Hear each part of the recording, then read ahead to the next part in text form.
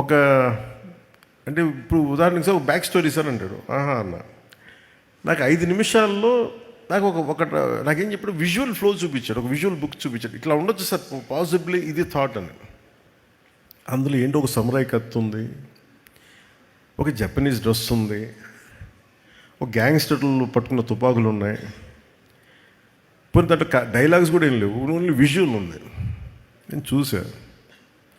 సరే నాకు అర్థం అవుతుందంటే నేను ఇంకొక 5 days తర్వాత వస్తాను సార్ మొత్తం ఐడియా పట్టుకొచ్చాను. కానీ 5 days తర్వాత పట్టుకొచ్చి కంప్లీట్ ఐడియా చెప్పలేదు నాకు. అదే ఇంకొంచెం ఎక్స్టెన్షన్ చేసి చెప్పాను. నాకు